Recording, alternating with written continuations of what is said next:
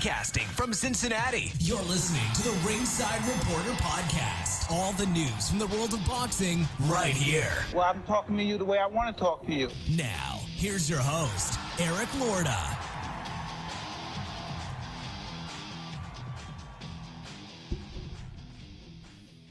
And we are live. Welcome to the Ringside Reporter Show, where we talk about the latest boxing news.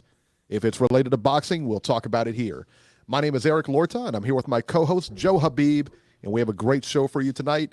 And if you want to call in and ask questions, you can call in right now at 323-870-3857, and we will be here till 9 o'clock tonight. And today, we're going to talk about the big fight was signed last night. I mean, it was about an average fight. Deontay Wilder versus Louis Ortiz was announced last night. Not exactly the big fight we were hoping for, but we'll give you all the details and the rundown and all that other good stuff. But first, we get started with Fox pay-per-view, Errol Spence Jr. versus Shawn Porter for the IBF WBC welterweight unification. Errol Spence wins a split decision over Shawn Porter by the scores of 116-111 twice and 115-112 for Porter. I don't know. I'll be honest, man. I don't know how they scored at 115-112 for Porter, but I mean, it is what it is. I had it scored 117-110 for Spence. I thought it was competitive early. It was a good fight. Don't get me wrong. It was a good fight. Great fight, actually. A lot of action. I mean, they were both in each other's. You could have took place in a phone booth, man. The body work by Spence seemed to take its toll on Porter, though, in the later rounds. I would say from the 6th round on, you could see a difference. Spence seemed to take control of the fight at that point. In the 11th, Spence caught Porter mid-punch with a left hand square on the jaw. I mean, it was a vicious punch, man. Porter got up quickly, but you could tell he was hurt.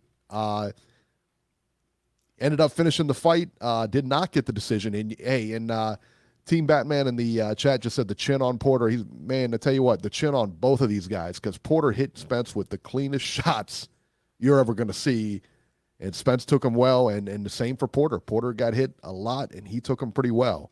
So Shawn Porter did a great job last night. Got a ton of heart. He could take a big shot, but I thought Spence fought the wrong fight. I think he fought Shawn Porter's fight and tried to beat Porter at his own game last night, which, I mean, he did, but it wasn't the smartest thing to do.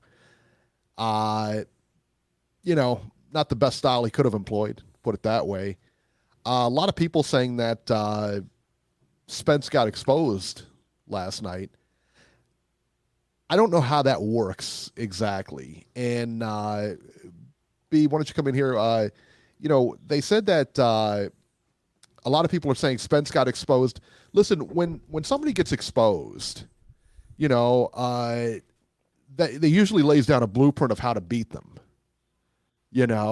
That's usually, hey, I've never seen this guy get hit with so many overhand rights. Wow. Or he's susceptible to a left hook. What exactly got exposed last night? We still don't know how to beat him. What exactly got exposed last night? Well, Spence isn't bulletproof, but no fighter is. No. Now, I'm going to come right out and say it. I was clearly wrong in this fight. I thought Spence would dominate this fight. Did he dominate this fight? No. Did he win this fight clearly? In my opinion, yes. Yeah. So this is the thing. Just because somebody's an 8-1 favorite, the perception is that if they don't dominate the fight, then automatically it's a letdown. They got exposed. They're not as good as we thought they were. Maybe the odds makers had it wrong. Maybe. In all reality, this fight should have probably been a 3-1 fight in Spence's favor instead of an 8-1 fight. So I just thought that the odds were very wide, and it almost made the fight. It pretty much did make the fight unbettable. Now, Shawn Porter did well in the middle rounds. I thought Spence won the first 3 rounds. You could argue that the first round could have gone either way, but I thought Spence in the first 3 rounds was actually jabbing a lot more than Porter. Porter seemed to be reaching with his punches in the first 3 rounds, couldn't really establish his range that well, and Porter was backing up. He was being pushed back. You could say that he was backing up, on his own, But while he was backing up, he wasn't doing anything. And Spence was. So that's why, Spence was controlling, the pace of the fight. He was dictating how the fight was being fought. He was the ring general in the first 3 rounds. Porter did some good work in the middle rounds. He made himself an elusive target. He came in, stepped off to the side a lot, did some things that impressed me in terms of, coming in and stepping off to the side and doing a lot of good movement in there. And actually he did, come in at, on angles and did throw punches from awkward angles. But once he got inside, he was basically straight in the middle, center line in the pocket. And, I thought that Spence was able to land short left hands in there and he was able to really dig to the body because Porter was squared up. So, Porter had his moments, but were there enough moments from Porter to say that he should have, won this fight on one of the judges' cards? And there were some people, in my live cast chat that had Porter winning. I just couldn't fathom that. But I will say about 70% of the people, maybe 75 to 80% of the people thought that Spence won 8 rounds to 4. That was the general consensus on the scorecards. Even Lois was watching the fight. She had it 8 rounds to 4, just like me. So I just think that was the general consensus. I think Spence started pretty well, and I think he finished well. And I think that, like as you said, the body work was taking its toll on Porter. You could see Porter was getting tired. He was slowing down. I thought Spence won rounds 9 through 12 on my card. I thought he swept the last 4 rounds. Some people can argue that maybe Spence lost the 12th. I think Porter landed one good punch in that round, and Spence landed a couple good left hands in that round, and it was still working the body. So and the people were saying that, that Spence made this fight harder on himself, that he could have boxed from the outside, but can you really box Porter from the outside? Can you really keep him at the end of a jab the whole fight? There's going to be moments when you're going to have to engage. And Spence is just as good. I think he's a better inside fighter than Porter. Like as I said, with the body positioning, I think he's better defensively on the inside than Porter is. And the whole thing of no one's ever landed that many punches on Spence before. But again, it didn't look to me like a lot of those punches were landing clean. I mean, I don't want to rain on Shawn Porter's parade. I don't want to take anything away from him. He did a lot better than I thought he would do, and he proved me wrong. I thought Spence was going to dominate this fight. Now, just because he didn't dominate doesn't mean he didn't win the fight clearly. I mean, you can win the fight clearly without dominating. So just because he didn't dominate like he was expected to do, should he lose points for that? No. I mean, it's a 10-point must system, okay? All you have to do is win the rounds. You don't have to kick the shit out of somebody to win the rounds. You can win the rounds just by doing a little bit more than the other guy. Or you can win the rounds because the other guy's doing nothing and you're just doing a little more than nothing. Then by doing a little bit more than nothing, you're going to win the round. It's a 10-point must system. And I think if you apply the 10-point must system, at best, I don't think you could have given Porter more than 4 rounds. I really don't think so. Raphael Dawkins said Spence didn't win clearly. Spence absolutely won clearly. In my opinion, and most of the people watching, about 75 to 80% of the people watching it thought he won clearly.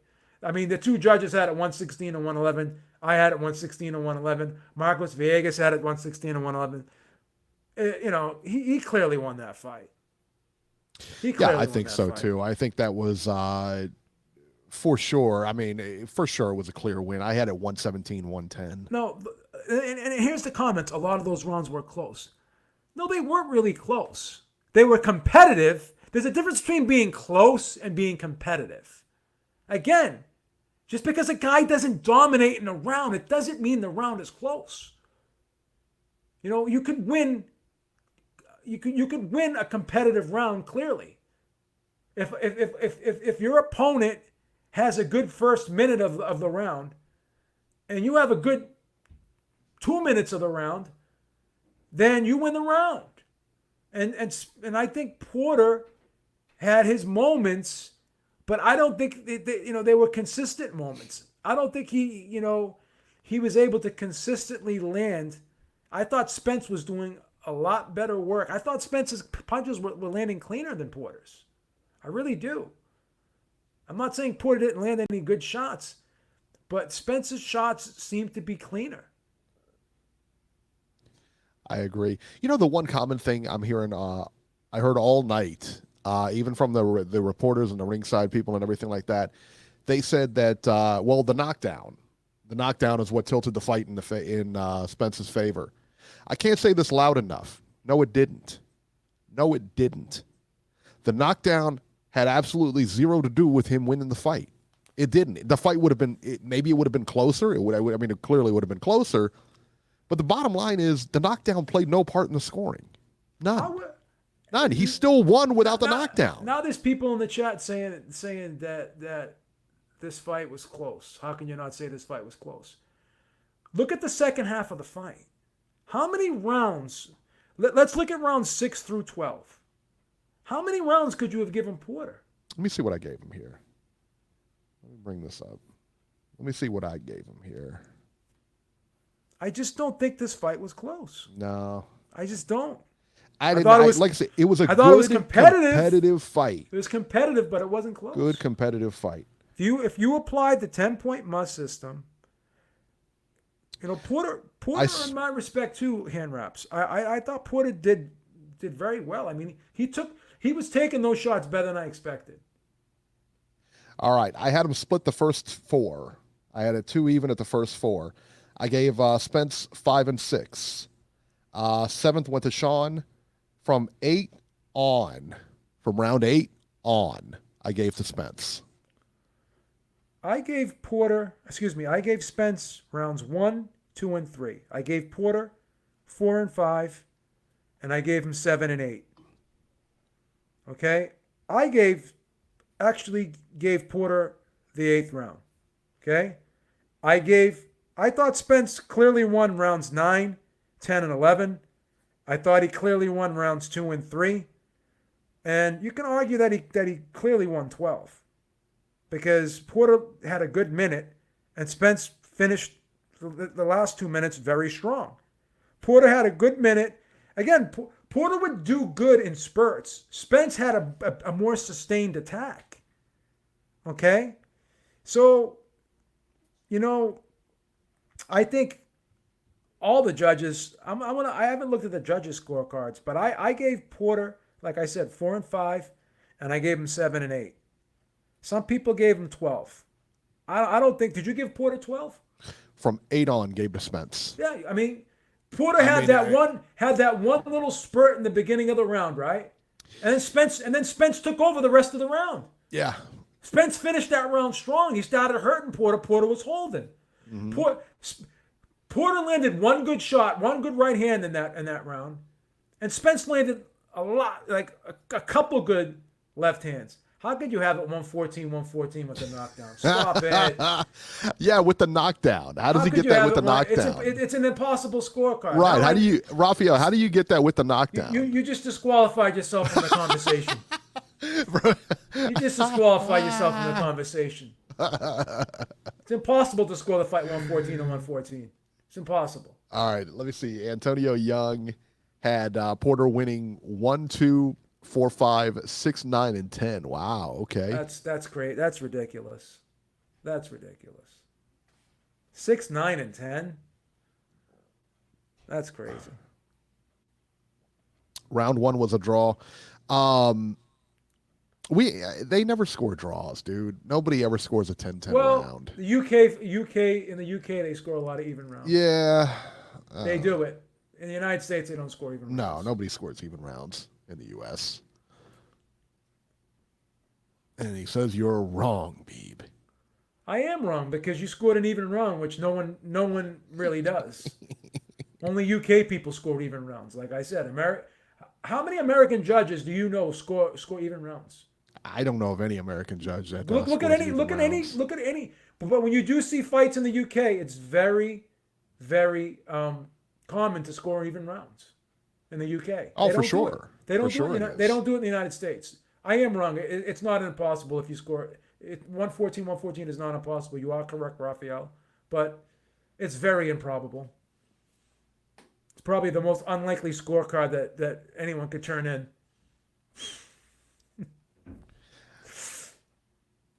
Yeah.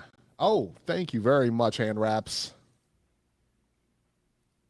Thank you so much, man. We appreciate that, it. Hand Wraps. Thank you so much. Thank you very much, brother. Yeah, I don't know.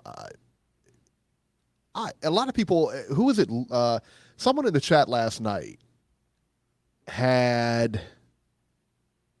What was it? He had Spence up, or no, Porter, like 9-3. Like he had Porter winning that fight 9-3. I was like, that's out of hand, man. It was ridiculous. Yeah, that's nuts. And to be perfectly honest with you, I don't think Porter round one. I don't think you could give Porter round one either because he didn't do anything. He was backing up the whole round. How do you give him round one? Let's pull up. Let me see if I can pull up the judges' scorecards. Let me see what the judges, how the judges had it. I'm curious to see how the judges had this fight. Yeah, I don't.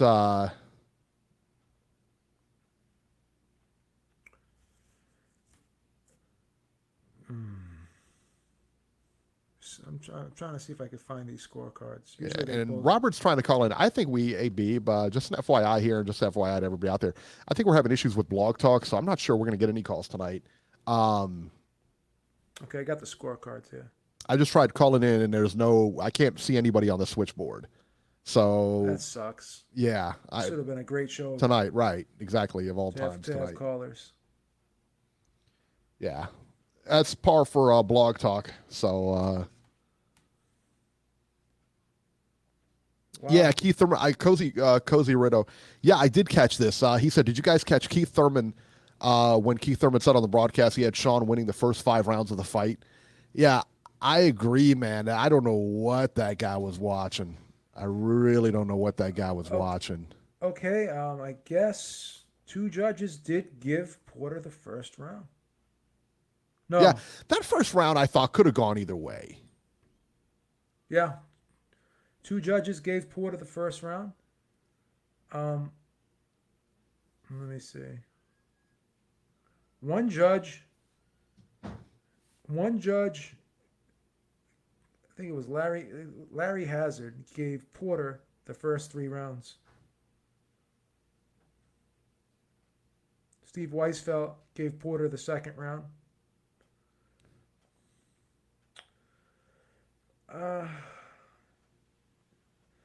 I mean, let me see.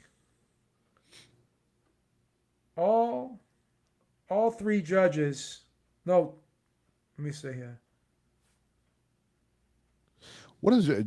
Georgie says a 10-point scored system that nobody used. What's the last time anyone scored a 3-7 round? What are you talking about? He doesn't know. He doesn't know. I understand what he's disqualified from the conversation. He's disqualified from the conversation too. Go sit back at the little kids table. Go back to your cell at Rikers, son.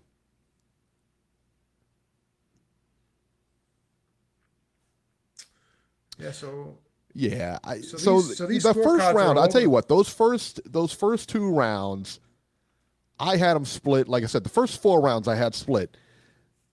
Could they have gone either way? Yeah, but I couldn't see one getting you having Porter up 4-0. Put it that way. Well, Steve, let me see. Larry Hazard had Porter winning the first 3 rounds. Larry Hazard Jr. is a moron. I don't know what he was watching. He gave Porter the first 4 rounds. That's impossible. I don't know what he was watching. I really don't. That guy's scorecard was so out of whack. Gave him the first 4 rounds, and then he gave him 7, 8, 9, and 10. Did he give him the knockdown round too? No. I'm sure. I'm surprised he didn't. Right. That's ridiculous. He gave him round 10. That's ridiculous. It's crazy. That's crazy. That is bananas. I don't know. Steve Weisfeld gave Spence the first round, gave Porter the second round, gave Spence the third. Georgie says, "Don't dismiss it. Just answer the question, Eric." I don't know. I don't understand your question. What's the question? What's the question? I would answer it if I could. I don't know. I don't understand the question. What 3 to 7 round? I don't understand that. And Ray DeMarco gave Spence. He gave him rounds 8, 9, 10, 8, 9, 10, 11, and 12, just like you. Yeah. Yeah, I mean, my score was both of our scores were right on par. I mean, I gave him an extra round there, but Steve Weisfeld gave him 10, 11, and 12 too. So 2 judges gave Spence the 12th. Yeah. And crazy. Oh, let me see. Oh wow, Larry Hazard gave him the 12th. There you go. Larry Hazard gave him the 11th and 12th. So all 3 judges gave him the 12th round. Okay? Two of the 3 judges agreed on rounds 10, 11, and 12, the championship rounds. Jeff Ashton says Thurman did better against Porter, and that's sad for Spence. No, not really. I mean, Not it's really. two different styles of fights. Let me tell you what, if Keith would have fought him like Spence fought him last night, you would have saw the same result. You know, you'd have saw the same type of fight. Keith Thurman will get knocked out by Spence right now if they were to fight. You see Keith Thurman last night? Yeah. Did you see him? Did you see him when he was doing the fight breakdown with Danny Garcia there? You see how heavy he looked? He looked like he was about 190 pounds. Yeah. He had a bigger waist than me. Okay. He had a bigger waist than me, and I don't think he's gonna fight again. I don't think he's ever gonna be. He's on the shelf. He's on the shelf until 2020. Apparently, he got some hand surgery or something like that, so he's on the shelf. Yeah. He ain't fighting until 2020. He probably ain't coming back. He ain't never going to be the same again. He just doesn't look right. He doesn't look right. Logan Wolf says Jeff Horn will beat Errol Spence. Stop it. At what? Checkers? Chess, maybe? I don't know. Beat him at what? What, Scrabble? Pokino? He ain't beating him in the ring, kid. Pinochle, you know. Sony PlayStation? Mike Tyson Punch Out? Oh, my goodness. Fuck out of here. And let's talk about this because they're already doing this in the chat. JC says tension beats Spence. So there's no way this blog talk can get working here? No, it's a blog talk issue. And we'll go back and we'll let them know, and they'll give us a free month of worthless nonsense. What gets a free month if it doesn't work, you know? Well, I will say in Blog Talk's defense that this is the first time we've had a problem in some time. So I'll give them the benefit of the doubt. So it's always on a Sunday they decide to shit the bed. Always. On a Sunday they just don't show up, you know? Why don't we? We can't even send Robin a link to let him jump on for like 5 minutes. Because no, you can't do that. Because Robert wanted to call in. Yeah, Ringside Robert. He doesn't even know how to access this. If we were to send him a link anyway. No, there'd be no way. No, they'd have him on camera and everything. Dawkins wants a link. No, sorry, buddy. No, nobody gets links. I mean, just guests. That's all. Ultimately comparisons will be drawn to Terrence Crawford. Spence got really touched up in this fight, I thought. It was a tough fight for him. This, Beeb, I don't know about you. This reminded me a lot of that Kell Brook fight. It really did.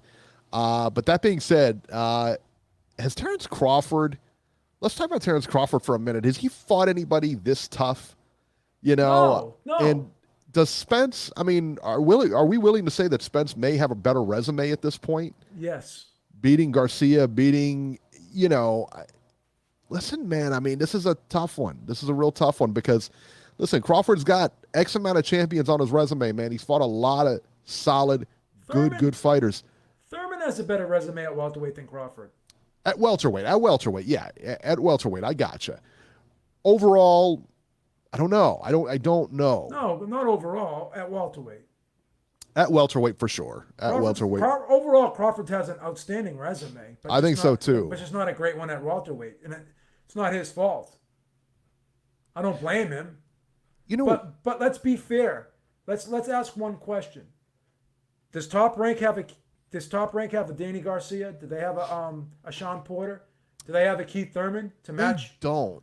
But so there's no litmus test. There's no litmus test to go on here. Like this is the thing now. That now everyone's saying, "Oh, after last night, I definitely think Crawford beat Spence." Yeah. That's a ridiculous statement. Because look at Crawford against Jose Benavidez. Did he look great against Benavidez? That wasn't crazy. It wasn't crazy. It wasn't a phenomenal performance. And Crawford unified all belts. Hanrup says Crawford unified all belts. You're right. He did. No, he has. I'm not questioning Crawford's resume. No, we can't question his overall resume. Like, we shouldn't. I'm not going to say we can't. We shouldn't. At welterweight, Errol Spence absolutely has a better resume than Terrence Crawford. The thing that bothers me is that fight's not going to be next. Errol Spence alluded to it at the press conference. He said that, he was talking about pay-per-view numbers. He said Crawford sold about 100,000 pay-per-views his last time out. He said he needs me more than I need him. So until that gets squared up, I don't like that talk. I don't like it either. I don't like it either. But let's face it, that fight ain't happening anytime soon. And he also said, because they announced that Danny Garcia was going to be next for Errol Spence, which I think is another walkover. But, that being said, look, man, I mean, if I'm Crawford, I'm a little frustrated right now. I'm pissed. I'm pissed if I'm Terrence Crawford. Whether I'm getting X amount of million a fight or this and that, I mean, and I don't know, man. Maybe, listen, man. Maybe he likes it over there. I don't know. Maybe he's getting paid a lot of money and they're making it worth his while. Carlos Cabrera, thank you so much. He says B-level champs, Postal and Ndongo, speaking about Terrence Crawford and his guys. Listen, man, I'm telling you what, Postal was a good fighter and Ndongo was a good fighter. They were good fighters. They were good fighters, man. They were good fighters. Hey, let's not forget it. Ndongo had 2 titles when he fought Terrence Crawford. Yeah. He was the guy with 2 belts when he came in. So, Spence would be the A side going into a Crawford fight. He would. For sure he would. But that doesn't mean that the fight shouldn't happen because he's the A side. I agree. Yeah, I would agree with that. But how does that fight get made? And if you're Terrence Crawford, you're on the sidelines. Again, he's fighting, Danny Garcia next. He's fighting the who's who. Keith Thurman, Manny Pacquiao. All those guys are under his same umbrella. Jeff Ashton says, I hope this is not another Maypac situation. It will be another Maypac situation. There's no question about that. I think Spence will fight Crawford at the end of next year. I think he'll do it. I don't know that fight. I'll be honest with you. I'm not 100% sure. Because Heyman's talking. Heyman and Arum are talking. That's positive. That is positive. Because in their conversations with Fury Wilder, right? Mm-hmm. They've been talking about making Spence Crawford, and Spence said, this is what Spence said before last night. He said, if I can't get Manny Pacquiao next, then I'll go after Crawford. That's what he said. Yeah, he did. He did say that. So he mentioned Crawford's name. So the whole Danny Garcia thing kind of threw me for a loop last night because I didn't think he was even in the equation. But he's Crawford's got to fight somebody next. So obviously Spence wants to get back in there. He doesn't like to wait too long in between fights. So maybe the Garcia fight could happen maybe in February or March or something like that. Probably February-ish, March-ish. And then they can set that fight up with Crawford for the end of next year. It's possible. It's possible. If I were Arum though, why just go after the big fish? Why not go after a Danny Garcia? Why not go after a Shawn Porter? Because, I would love to see Terrence Crawford versus Shawn Porter or Terrence Crawford versus Danny Garcia or Keith Thurman or anybody like that. You're letting this guy just kind of waste away out there, and he possibly very well could be the best welterweight in the world. I'm a little confused by Wood in the chat. He said, Beeb, unless you know the buy rate for last night's fight. We're moving away from Spence Crawford. What does the buy rate for last night's fight have to do with Spence Crawford? I'm confused. Well, I think what he might be referring to, and I can't really speak for him, but what I think he may be talking about here is that if Spence sells a lot, if this fight does pretty well, like 400,000 or something like that, 3 to 4, yeah, he's going to go up. I mean, look, the next logical fight is Pacquiao, and Terrence Crawford's only selling 100 on pay-per-view. Probably shouldn't be on pay-per-view. Why would you bring that? In other words, why he's not a big draw? Why give Crawford a shot because he's not? Right. I can fight other guys and get well be in bigger fights without Crawford. And it's going to be a bigger fight. Yeah, but but why not take Crawford's belt? I agree. I agree, and I think that's what he wants. He wants unified titles here. Dwayne M says Crawford would mix will with anyone on the PBC. Crawford's career is dying on the vine. Exactly what we just said. Ringside Robert just gave us a text, and he says that basically it's Crawford's fault for re-upping with Top Rank. And he's 100% right. Yeah, he's 100% right. I've already said that before. Yeah. Oh, for sure. All right. Raphael Dawkins is 400,000, referring to the 400,000 pay-per-view buys. LOL. How many do you think this sold? I mean, I don't know. In my opinion, I'm gonna guess maybe 300. Georgie says 150,000 tops. No. Fox. Not with that Fox machine backing him. Fox does a good job. Fox does a good job. Yeah. I'm saying 400,000. Low blow says 200,000. I'm saying 300,000. I'm saying 300,000. I think 300,000. I mean, that's a big one. Yeah. Who do you think wins a Crawford fight? Do you think Spence beats him?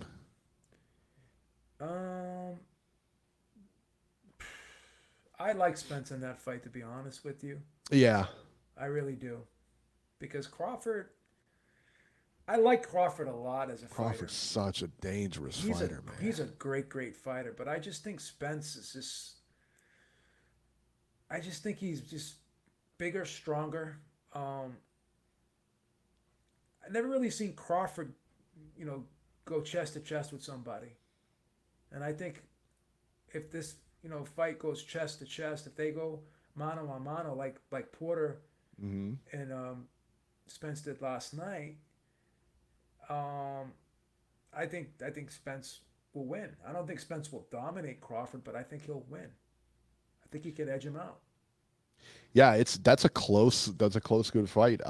Mikey Robert just texted me. He says that Mikey Garcia and Errol Spence pay-per-view sold 360,000. No, it did. It did 400,000. Did it? He said 360. Who said that? Robert? Yeah. Don't listen to him. It did 400,000. 400,000. Well, hey, either way, those are good numbers. So that's why I threw out the 400,000 number anyway. So like I said, man, I thought, yeah. Legendary boxer Jason is saying 360K. All those are good numbers. Better yet, all those are better numbers than Terrence Crawford's going to pull in fighting the guys he's fighting.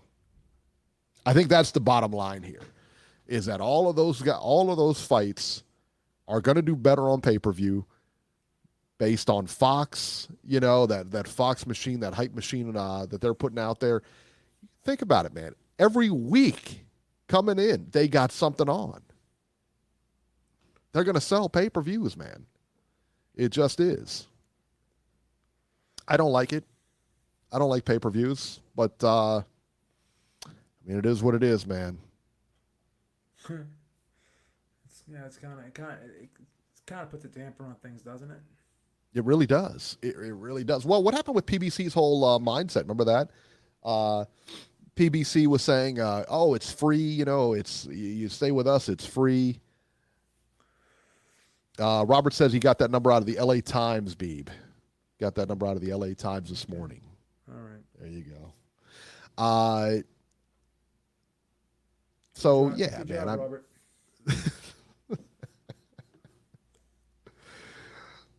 So, yeah, man. But overall, great fight last night. Great fight. Was it worth the $75 we paid? That was a good card, man. I think it was a solid card, top to bottom. What I will say about PBC cards versus Top Ranker versus Golden Boy, those cards are pretty stacked. When they do a pay-per-view, this is pretty stacked. It's pretty stacked. Yeah. You know. Problem with those pay-per-view numbers is we get like 3 different numbers. We never get like one number and it sticks. Some people were saying 365. Some people were saying 375. Some people were saying 400,000. You know why? Because nobody knows. Nobody really gives. Nobody the real knows. Number. No one gives the real number anymore. JC said he watched it for free. How dare you, sir? How dare you watch that fight for free? Joel Lopez said it was worth the $0 I paid to watch. Raf says 75. You boys got robbed. I mean, this is America. It's the largest economy in the world. This is how we do it here. This is how we do it. We're ballers over here, son. Ballers over That's here, how man. we do it. I don't know how you guys do it in the UK. We're drinking caffeine-free friggin' Coke Zeros. We don't fuck around over here. That's how we do it, son. Lois, give me another fresh one, will you? A fresh one. That's how we do it. Oh my goodness. Got $300 mics, $600, $800, $1,000 mixes here. That's how we we're doing roll. it. That's how we're rolling, baby. That's how we roll, man. That's how we're going. 1080p webcams. Spare no expense, daddy. That's it, baby. He said largest economy, not or boxing. Not on boxing? Oh, well, Canelo makes more money than Joshua, doesn't he? And he fights by in a America. long shot, yeah. Where does he fight, Raf? Scotland? No, he fights in Vegas, bro. Where's Vegas, Raf? Philip Briggs says boxing got better with Trump in office. You know what he's happened? He's to get out of office and go back to boxing because that's when he was putting him at the Trump tie. That's what Tyson was fighting. Everybody was fighting over there. Remember that? Trump had up in New Jersey, had that big those big hotels up there.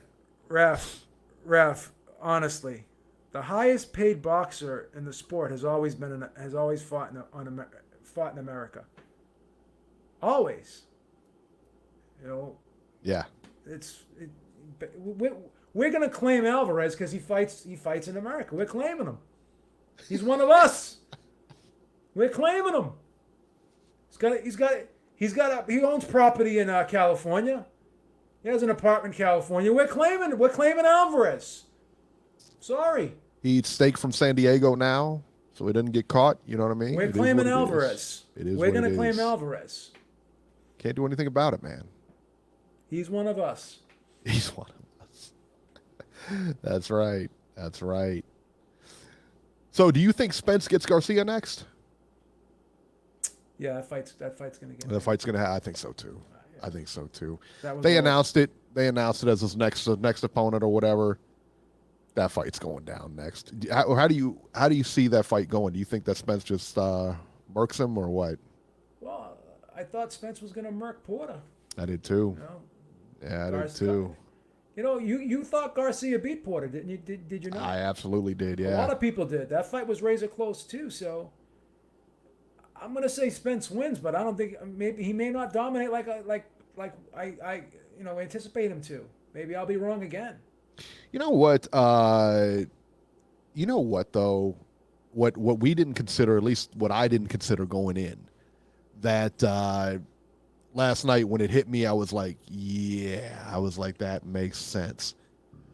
The fact that Kenny Porter, Shawn's dad, trained Errol Spence all the way up through the Olympics. Yeah.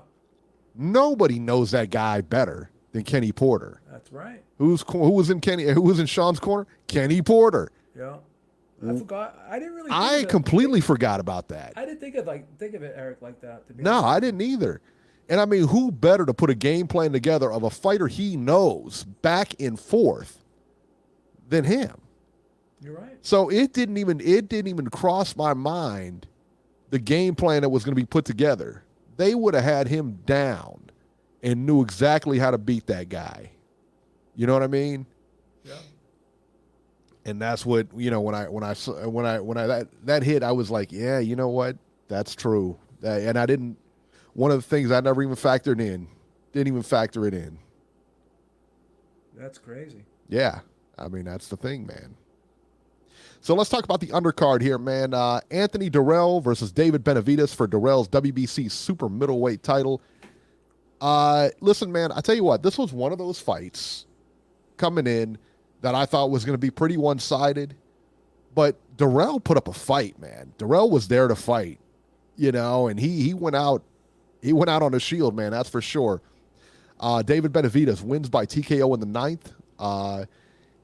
Durrell was cut in the 6th round, man. That was as bad a cut, and it's almost like he's prone to those type of cuts. Yeah, he's been cut in that same area. Yeah, right on the eyelid like that, man. I tell you, it was a bad cut. He had trouble seeing after that because that was running straight. I mean, there's no way you cannot have that's not going to impair your vision. The blood's coming straight down into your eye, Yeah. And he was ultimately stopped in the 9th. Benavidez looked good, man, but it was a good fight for both guys. I was really impressed with Durrell. Benavidez, we all expected Benavidez to win, and he did. We all expected him to stop him, and he did. But it was a competitive fight up to that point, man. And I didn't think so, Eric. I didn't really? You didn't think he did pretty well? No, Wow, I didn't give Durrell a round. He's from Flint. I know. Flint, you didn't give Durrell a round? No. Wow. I gave him the first round. I think I gave him the first round. I gave him. I thought he did real well in the first round. I thought he did well in the early. I wasn't scoring it. All right, so you gave him 1 round. I gave him 1 round. Good job. That makes up for it, Lois, did you give Durrell any rounds? No, I didn't. Lois called me directly. Whoa! She told me she gave him a couple rounds. Slow down there. Slow down. You're not in the pipeline when it comes to Lois. I'm not You're on not in the the pipeline. She's on the pipeline, let me tell you. Whoa!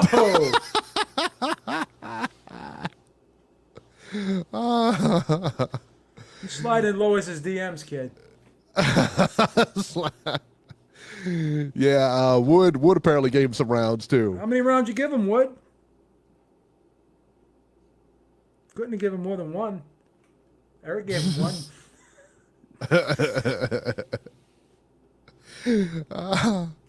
Yeah, that cut was bad, man. That was a bad cut, man. That really was. That was tough. Gave him 2 rounds. Okay. Truth be known, gave him 2 rounds. Truth be known. Raphael Dawkins says Lois called him on the international rates. There you go, Raphael. Hey, listen, I'm not gonna scorecard shame anybody, man. Your card is your card, man. If I disagree with it, I'm gonna tell you I disagree with it, and that's it. Except for that Errol Spence fight when that Larry Hazard had at 115, 111. But there's no way Porter won 8 rounds. It's impossible to give Shawn Porter 8 rounds in that fight. You'd have to go out of your way to give him 6. And even with the 6 rounds, he'd still lose. Sling's picture was horrific all night. Wow. My goodness. Isn't Sling usually good, Eric? Sling TV, yeah. Is it? Yeah, I guess he's talking about Sling TV, yeah. Sling. Yeah, they're usually good. That's surprised. That's how we watched the Canelo Triple G second fight, that rematch, man. Oh, for real? Yeah, because we were at the. I remember my dad was in the hospital at the time, and then I took it up there, and then we configured it or whatever on that internet, and watched it on the Sling TV pay-per-view or whatever. It was good. I thought the picture was awesome, man. Jason just made a good point in the chat. He said, Really? He said Danny is better than everyone Crawford has faced. Is that true? What about Porter? Is Porter better than everybody Crawford's faced? Yeah. At welterweight, anyways. Is Kell Brook better than everybody Crawford's faced? Yeah. Yeah. Danny is better than everyone Crawford's faced. It's slim pickings over there, Eric. It's just it really is. It's a real bad situation, and I gotta say one thing though. Crawford is stepping up with the PR work. He's doing shows now. Gonna have to. He was on Rogan. He was on Brandon Schaub's show. I hate Brendan Schaub. I'm not crazy. Brendan about him either. Schaub is such a meathead. And you know what? I tell you what, I can't stand Brendan Schaub because Brendan Schaub came But out. his show's popular though. It is. But you know what? Brendan Schaub came out before his show came out. And he said that boxers are the dumbest people alive.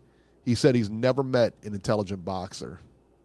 That's what he said. Wow. He said that on Rogan's show. And now he's coming out and, he's having boxers all on his show and he's, hobnobbing with them. And then, dude. He really said that? He really said that. That's He disgraceful. absolutely said that. That's disgraceful. It really is, man. How could you say that? Because they were talking about MMA fighters, and a lot of them have like degrees or college educated, this and that. And he was like, boxers, he said, are the dumbest people. And I said, you know what? A lot of boxers do not have college educations, but some of them do. Dana Rosenblatt. Some of them do, and some Dana of them, Rosenblatt did. yeah. But some of them are, it doesn't matter if they do or not. A lot of them are very intelligent. I mean, you don't have to have a college degree to be intelligent, We can't take calls tonight, bro. The blog talk is down. Yeah, Blog Talk is down, guys. I apologize about that. This is the worst. I hate This it. is the worst day to have Blog Talk down. But Yep. but if you guys want to ask questions or say stuff in the chat that you want replies to, feel free to put stuff in the Absolutely, yeah, You absolutely. chat. You can use the chat if you want. Yeah, use the chat, and then we'll answer questions and all that other good stuff. We're sorry, guys. I mean, Sucks. this sucks tonight. That's Blog Talk for you. What are you gonna do? Yeah, there you go. What are you gonna do? And if anybody has a better alternative to Blog Talk, I am all ears. So there you are. Mario Barrios versus Batar Akhmedov for the WBA regular junior welterweight title. Now this was a close fight. Yeah, Barrios wins a unanimous decision over Akhmedov by the scores of 114-112, 115-111, and 116-111. Akhmedov was down in the 4th and 12th rounds. You know what blows me away is that Akhmedov only had 7 pro fights coming into this one. Yeah. Who's managing this dude's career? What are you thinking? And granted, the fight was close. Granted, your guy did a good job. But maybe, just saying, maybe, and again, man, I'm not a matchmaker. I'm not a manager. But common sense tells me that maybe you would have took this a little bit slower. Maybe you would have developed this kid a little bit more. He would have won this fight, and he would keep the title, go on and, keep the title for a long time, or actually fight the actual WBA champion. He was good. I mean, he was good. There was nothing wrong with this kid, man. Close fight. Yeah, very good fight. Good fight, man. Some people thought he won. Yeah. I mean, it was close. Yeah. Marcos Viegas had it a draw. Marcos Viegas. Yeah, I mean, it was a close fight, I'm name dropping him a lot tonight, huh? Did you? I like him. Let me ask you a question. Did you do what I did when saw Barrios come out and I saw Virgil Hunter? I automatically said Akhmedov's going to win this fight. You know if what? your name is not Andre that was Ward, in the back of my mind. If your name is not Andre Ward and you're associated with Virgil Hunter, get out. I said to Not... myself, I was like, is this going to be a detriment to Barrios having Virgil Hunter in his corner? Can Virgil Hunter finally get another champion other than Andre Ward in his stable? I don't know. Has he ever had another world champion in his stable besides Andre Ward? What other fighter did he ever train? What other world champion fighter did he ever train? Can someone help me out in the chat, please? If they know. Yeah, I don't know if he did or not.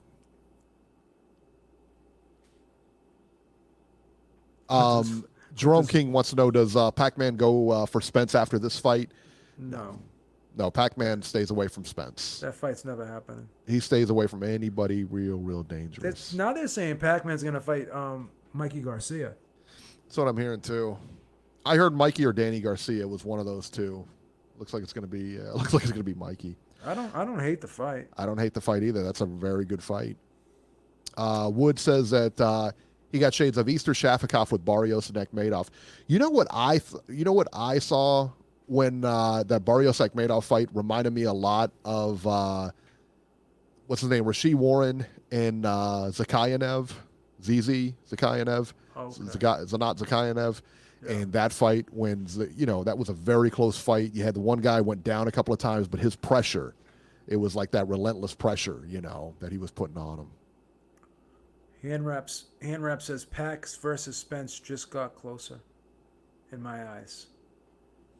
I don't know. I don't know. I mean, I'm not in the room negotiating, so I couldn't tell you. Soko says, Eric hating on Virgil Hunter. I said, I'm sure he'd make you a champion, Eric. Hey, he might. Yeah, there you go. He'd make me a champion at what? At what? Once again, Pekino? That's right. Ping pong? Checkers, yeah, ping pong. I don't know, man. That's a lot of eye-hand coordination. I don't know. Maybe I can do the, maybe a champion on Fight Night, the PlayStation game, that Fight Night thing. So there you go. Yeah, would agree with me with the Zakayanov thing too. So there you go. But where does okay? So let me ask you this now. All right, so you got Madoff now. All right, so Mario Barrios wins. He won it close to see. It was a tough fight, but he won the fight, so he'll go on and he's the mandatory for the real WBA champion. Where does Madoff go from here? He's now 7-1. All right. He's just starting out, where does where does it go from here? I think he jumps back up on the horse. Right? But against, do you like develop him? What do you do now? I mean, do you develop him a little bit more? I mean, what kind of fight? I mean, I don't understand why they put him in there that early. Look what they did with Lomachenko when he fought Salido. They threw him right back in there with Gary Russell Jr. That worked out well for him. Yeah, I don't know, man. I don't know. The kid, you could argue the kid won the fight. I don't think he did anything wrong. Did he look like a guy with 7 pro fights in that fight? He did not. No, he sure didn't. Okay, I mean, he sure didn't. Know. No, he did not. That's for sure. I mean, he looked good in that fight, I thought. Dwayne M says, I'm the buffet champion. There you go. Whoa. Oh, hello. That's a low one. I know. I've been working out lately, Beeb. I thought I was looking pretty good, man. I don't know. In great shape. You don't realize it. Right? I mean, hello. Does Pilates and yoga every day. Hello. That's right. Pilates. That's right. It's not giving people credit around here for crying out loud. That's Pilates. He says, Nelson Santos says, salute to Beeb and Mr. Pragmatic. He said, did you gentlemen have the Porter fights wide, the Spence Porter fight wide? I had it 117, 110. Beeb had it 116, 111, just like the judges. So, yeah, we had it. We thought it was competitive. It was competitive. Jason's calling my phone. Jason's calling your phone? Yeah. Tell him you're busy. Hey, Jason, he's busy. The producer doesn't let me put you on speaker. All right, let's talk about the other one. Josecito Lopez versus John Molina Jr., 10 rounds, welterweights. Josecito Lopez dominated John Molina and ultimately stopped him in the 8th round. Molina was down twice in the 1st round and again in the 7th. I tell you what, it was Robert Alcazar in Molina's corner, I believe, right? Wasn't it Alcazar? Yeah. I'll tell you what, Alcazar has got to be the worst trainer ever because the fact that he let Molina come out and go another round and take this punishment when he didn't have to after that 7th round is disgraceful. I just don't get it. I don't either. And the fact he gave him no instruction, none, Beeb. Molina was getting hit with that overhand right almost at will. If you watch him fight, if you watch Molina fight, you'll see that his stance, he was standing sideways, almost like to the side, all right? And he was making his body, so it's hard to hit. I get it. His left hand was just out. He would extend that. His left hand was down, and sometimes he would extend that left hand. And he got hit constantly with right hands, overhand rights, hard overhand rights by Lopez. It was cringeworthy. It really was. And not that, and the thing is, like, if you watched him, if you looked at his back foot, if you looked at Molina's back foot, all his weight was on his back foot. So when that overhand right came, he had nowhere to go. He couldn't even roll properly with that punch. No. He was getting smashed. Did not look good. I mean, it was bad, And I tell you what, man, listen, man, that was a horrible call. That fight could have been stopped prior to the 7th round. Yeah. I mean, and Molina was coming on a little bit. He had found his, after the first few rounds, it looked like he got his feet under him. He was boxing a little better, but he wasn't winning those rounds. And how aggravating is it to you? Let's go back to Alcazar and his instructions, right? Mm-hmm. How aggravating is it when you're watching a fight and a guy's getting beat up pretty bad, and he goes back to the corner and the trainer says, "You gotta throw more punches, kid." If he never mind, would. never mind. Put your hands up or duck. Right. No, forget about the defense. Just go right back out there and put yourself in harm's way and just become more aggressive. That way you can get beat up on more. No defensive strategy whatsoever. Throw more punches. Like, it's that simple. You know what it's code for? You know what that's code for?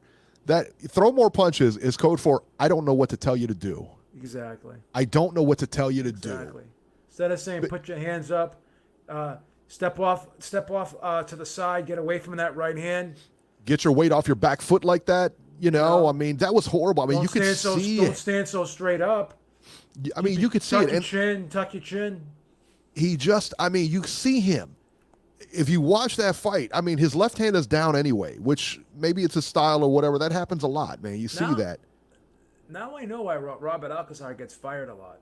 Absolutely. He gets fired from every big fighter he's ever trained fired him. Yeah, of course. Everyone fires him. Everybody. And it just, listen, man, if I could sit here and see it, what do you think the other guy's sitting there seeing? You know what I mean? What do you think his corner's sitting there seeing? But Hand Rap says something. He says sometimes throw more punches means just that. Guy's too defensive. Yeah, but sometimes you need to be defensive when you're getting the bag beat out of you. Right. He needed defensive instructions last night, not offensive instructions last night. No, and I mean, again, man, you could go back. I mean, there was so many flaws just in his stance alone. Everything. His, the way he stood and the weight on his back foot, he couldn't move, man. Well, let me ask you a question. I don't want to be disrespectful because John Molina is a nice guy. Yeah. I have nothing against him, but let me ask you this: is John Molina shot? Is he a shot fighter? I know that's a tough one. I know we don't like to use words like that. We don't. Yeah, I don't mean it in a disparaging way, but I don't think he's got much left. He's 35 years old. Josecito Lopez. Let's talk about him for a second. I mean, he's coming on as of late. I mean, he's fought pretty well. I think that he's got more left in him. But as far as John Molina, I don't know. I mean, let's pose the question a different way, rather than say he's a shot fighter, because I don't know if that's the case or not. I don't. It's like you said. I'm with you. I don't really like to say, that he's a shot fighter. Although truth be known, said he's absolutely shot. But I will tell you this. That I don't see him making a title run anytime soon. Would you, if you put him in against the top 3 opponents, could you see him being competitive? Lopez? No, Molina. Oh, Molina? No, right? I mean, you and I could both agree on this. No offense, Eric. Is that a trick question? You and I could both agree on this, that he would not be competitive in the top 5. Are you being facetious here? No, I'm trying to. Well, you said he's shot, and rather than say, is he shot? I apologize. You're trying to put this into context. Right? Is he shot? Sorry. Well, I wouldn't say. I don't know if he's shot or not, but I will say again, I wouldn't put him against a top 5 guy. I don't think he has a shot to win. So, being that is the case, is there a reason to go forward? You know what I mean? I mean, given if I'm his manager, and I don't think that you have a shot to win. No, he's got to retire. He's 35 got to go. years old. You got to go. He's done. It's time. It's done. He's done. All of you guys out there who's saying that Blog Talk is working, who do you think knows more about this? Let me ask you. I've got the back end of Blog. All of you guys calling in and saying Blog Talk's working, who do you think knows more about it, me or you? Me. The switch. All right? It's real simple. I cannot see who's calling in. There's nobody showing up on the line, even when you hit one. Do you think that before I told you guys that Blog Talk wasn't working, that I didn't test it out? That I just did this on a whim? Just because you can listen to the show on Blog Talk doesn't mean you guys can call in. Sometimes the switchboard is down. Come on, guys. Wake up. Who do you think you're dealing with here? What do you think you're dealing with, some amateur here?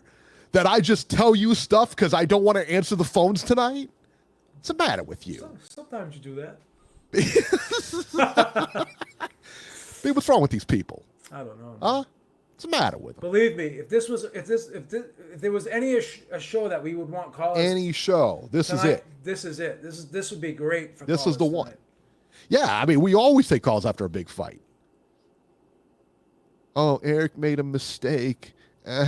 I think Blog Talk is working because I can hear the show. Come on, guys, get real. Georgie, you wish it would be Eric. What do you say? Maybe it's you, Eric, not Blog Talk. Yes, maybe it's me. Yes, maybe it's me. When you feel like you can't even get a decent phone connection. What do you care about calling in? Get a good phone first. When you fill out your tax returns, Georgie, at the end of the year, you know what you put on it? Hater. Right. You are just a hater. You are a professional. You are a professional hater. You know what he puts on his tax returns? Inmate 507549. All right, that's what he puts on his tax returns. And he's got a trap phone. Come on. He uses freaking Cricket Wireless.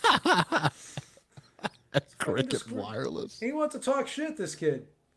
Got the worst phone. He's got a Galaxy S3 from 19 friggin' Galaxy. Yeah, he's got like a Galaxy S3 from 2010. I mean, please. Exactly. John Doe said it best. This ain't amateur hour, guys. I know what I'm doing here. Exactly. We got it going here. What's the matter with you? Think this is Bush League?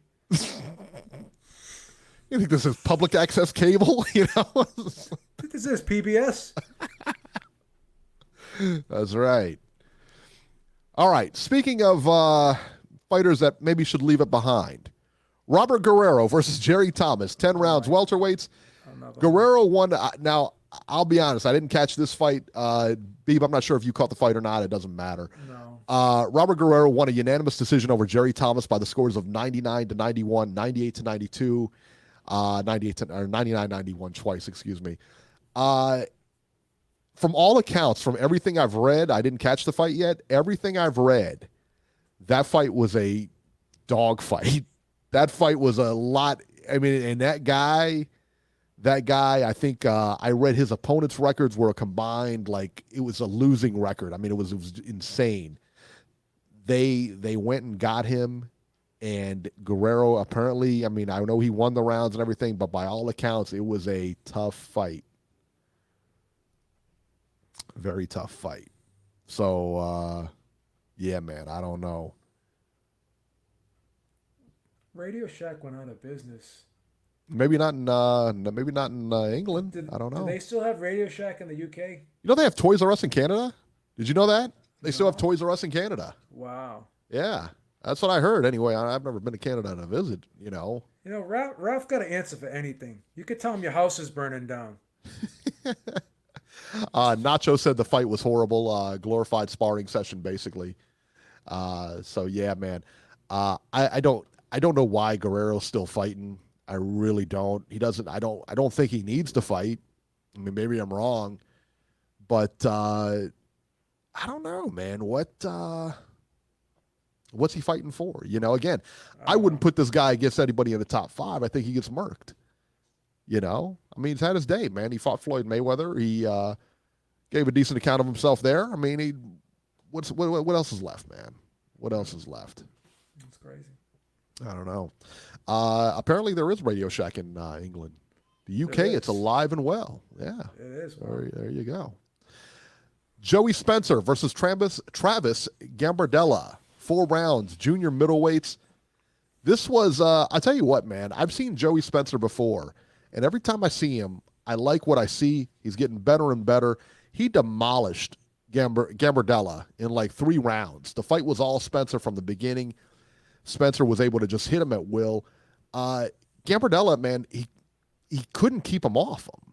I mean, the guy was covering up, and, I think the announcer said something, or maybe it was his corner. I don't know. I think the corner gave him one of those, maybe throw more punches, but I said, he can't. Every time he opens up, he gets hit. Every time. I mean, he got clipped, and he didn't get clipped with one. He got clipped with like 3 or 4 at a shot. I mean, Spencer was putting his punches together. What I liked about Spencer is he went to the body, is he finishes to the body. He starts and finishes to the body. Nacho says Spencer's opponents got smacked around all night. Yes, he did. Georgie said, if you duck me again, I'm going to the commission. Georgie and I, what was the fight we have a pie bet on? The Canelo Kovalev? Yeah, he's taking Kovalev. Jesus. I can't believe it. Yeah. I cannot believe it. I can't either, man. Jason says Spencer is a hype job like Benavidez, the cokehead. All right. Wow, I take it Jason's a Caleb Plant fan. Yeah, I think he is. What's the matter with you? Call him a cokehead. What's wrong with you? I'll tell you what. Yeah, I like Caleb Plant. Listen, man, I love Caleb Plant. Friend of the show, Caleb Plant is. I like Caleb Plant too. I like Caleb Plant a lot. I don't know that he gets past Benavidez though. I don't know, man. Benavidez is so good. I like Benavidez. He's my favorite 168 pounder. Really? Even over Callum Smith, right? I think he beats Callum Smith. Wow. Most people have Callum Smith as number 1 though. Yeah, I think so. You have Callum Smith as number 1? Yeah, I think so. Yeah. Listen, he won the Super Series. Won the tournament. What are you going to do? Got to give him credit for that. Yeah. It's I mean, most people would agree with you. A lot of times I'm in the minority. Listen, man. I mean, if you win that tournament, that's got to be. Listen, it's got to be one of the toughest tournaments in sports right now. I mean, in boxing for sure. I mean, Groves is a good fighter, man. Man, and he took him apart. Yeah. All the guys you got to go through, and we've all seen it. I mean, you remember the Boxino tournaments when they used to go in there, and you're like, this guy is. When they're in a tournament, there's something about a tournament that's. There's a lot of unknown there, man. People that you think are going to lose, don't always end up doing that, man. Yeah. So was that a sellout last night? Jason said it was 16,700. Not bad. No, that's a lot of people. A lot of people there.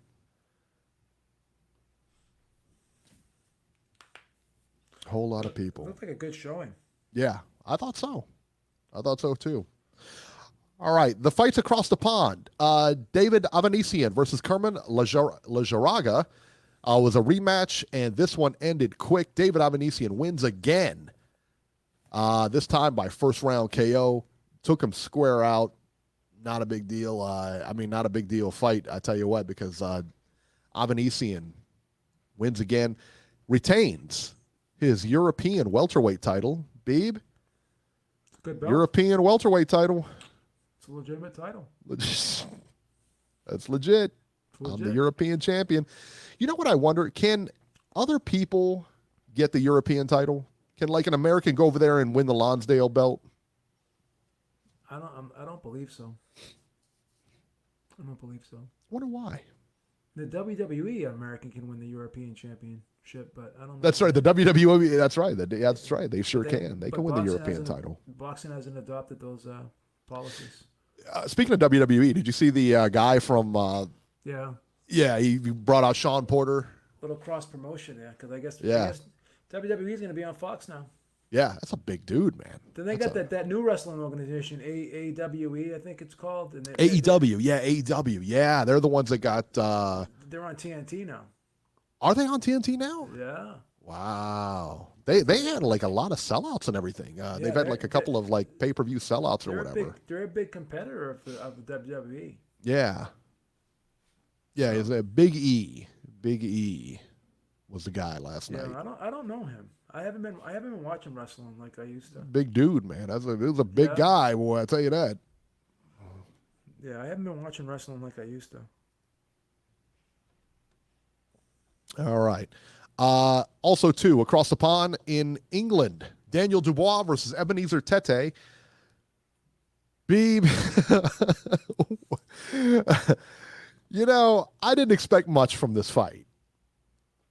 This went pretty much the way I expected. It was a first round demolition by Dubois. It was a demolition. Yeah, I mean, this was you could have gave him a little bit more resistance in this. You could have put up a little bit more competition than this. You think Dubois is ready for Joe Joyce? For Joe Joyce? Yeah. Yeah. I think that they Are you kidding me? Joe Joyce? But Joe Joyce got a lot more. He's got more fights. He's got I think he beats Joe Joyce, but I think he murders Joe Joyce. Yeah. I think anybody with any type of talent murders Joe Joyce. Yeah.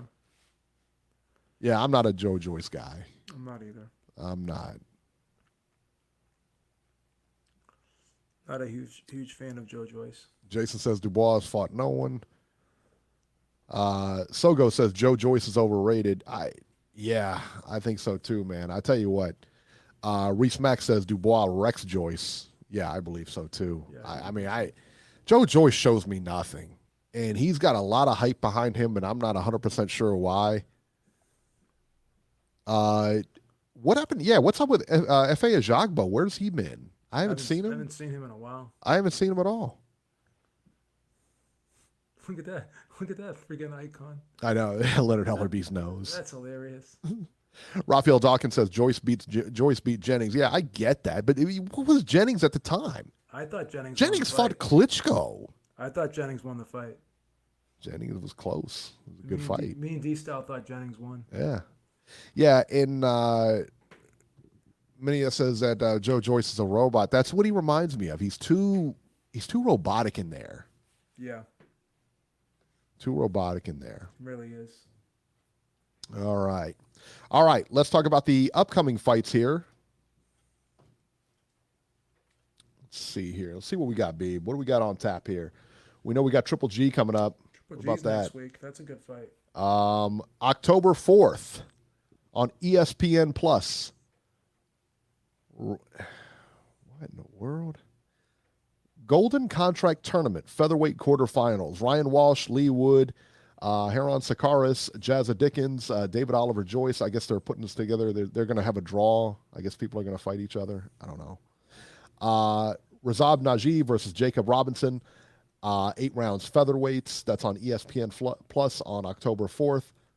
On Telemundo on October 4th, Yomar Alamo versus Antonio Moran, 10 rounds junior welterweights. Let's see what else we got here. October 5th, on DAZN, Sergey Derevyanchenko versus Gennady Golovkin, 12 rounds for the vacant IBF middleweight title. Israel Madrimov versus Alejandro Barrera, 10 rounds junior middleweights. Ivan Baranchek versus Gabriel Bracero, 10 rounds junior welterweights. Ali Akhmadov versus Andrew Hernandez, 12 rounds super middleweights. All right, there you go. October 5 from Flint, Michigan on Showtime. Clarissa Shields versus Ivana Habison, 10 rounds for the vacant WBO women's junior middleweight title. Jaron Ennis versus Damian Daniel Fernandez, 10 rounds welterweights. Jermaine Franklin versus Pavel Sauer, 10 rounds heavyweights. Hannah Rankin also on the undercard versus Aaron Tuffill, 6 rounds female junior middleweights. Hannah Rankin is tough. Hannah Rankin's very tough. She's really good. Also on October 5, and I'll tell you why I bring this fight up here. From Hawkinson, Delaware, Hank Lundy versus Oscar Barras Grano, 10 rounds lightweights. I bring this up because it may be televised and it may not be televised. I'm not 100% sure. Hank Lundy, I believe, is still with CES. CES Promotions signed with Dana White and the UFC Fight Pass, so that CES Promotions will be on like the Fight Pass, the UFC Fight Pass. Now that I'm looking at it, it doesn't have any television listed for it, but it may be on there, but I'm not 100% sure. That's why I mention it. And if anybody screwed up Hank Lundy's career more than CES, I don't know. if you talk to Hank Lundy for 5 minutes, that guy's a star. And why he wasn't better promoted, I don't know. I'm surprised he couldn't get on with BBC. Lundy? Yeah. He's too old now, I think. I'm saying before. Yeah. I don't know. I always thought Lundy was a really good fighter. Oh, he is. He's solid, fast. He's got power. He's got some pop. I thought he was a really good fighter, man. And when you talk to this guy, he is like a natural character. I mean, he really is just a natural character, man. He is. He just great talker, great boxer, great talker. Why they couldn't do anything with this guy? No idea. I have no clue. I'm surprised. No clue. Reese Mack said Lundy ran into Crawford. He did, and he lost that fight. I agree. But name me somebody who's beat Terrence Crawford. Nobody. Can't do it. Can't do it. Let's see. Boxing Tech borrowing one of my lines. Can't wait to not see that Lundy fight. Wow, how dare you? How dare you disrespect Hank Lundy? He's a friend of the show. He's a friend of the show. Yeah. He really is. Yeah, he absolutely is. He's no joke. He's the man. I like him. I like him. Let's see here. Lundy lost to Molina when he shouldn't have, and it cost him a title shot, says Nacho. Yeah, well, there you go. There you go. Guys hating on Hank Lundy. What's the matter with you guys? B, why are they hating on Hank Lundy? I don't know, man. A lot of disrespect in this chat. A lot of disrespect. Not liking it. I'm not either. Tell you that right now. No, Disrespecting us for, like we don't know what we're doing with Blog Talk. Now disrespecting Hank Lundy. This chat is very feisty tonight. They are. They're very feisty. I'm not happy with this chat tonight. Boxing Tick says Lundy passed away his prime. Way past his prime. Oh, man. Yeah, I think so, too. I believe that, too. It's not nice to say about Hank Lundy. Not very nice at all. Not very nice at all. He tries. All right, so let's get to the news. Beeb, big news this week. Huge news. What do you got? Well, I'll tell you what I got, Beeb. I'm going to tell you. Wilder and Ortiz has been signed, baby. Yes, sir. Signed, sealed, and delivered. The fight will take place November 23rd at the MGM Grand in Las Vegas. The co-main event will be Leo Santa Cruz versus Miguel Flores. Yeah, I don't know about you, Beeb. It's going to be on pay-per-view. I'm going to reluctantly... Pay-per-view, Beeb. I'm going to reluctantly purchase this pay-per-view because I am a loser. And we got the sickness, Beeb. We got the sickness. I'm a degenerate. Yeah, I've tried to go to therapy. I sat down on the couch and I told my therapist, I have a problem, doctor. I'm addicted to pay-per-views. I just can't stop buying them. I just can't stop buying them. Is this just boxing or is this other pay-per-views? Predominantly boxing, but like Brazzers and stuff like that. I mean, they don't have pay-per-views. That's free. That Brazzers is free. That's free. You know that. You know Brazzers. You know Brazzers is free. Come on now. I don't know that. We've had many discussions about this off air. Oh my goodness. My goodness. This show is just spiraling downhill as we speak. Goes off in a lot of different directions, this show. Absolutely. You never know where we're going to wind up. As Georgia would say, we go down that rabbit hole week after week, don't we? Absolutely. Absolutely.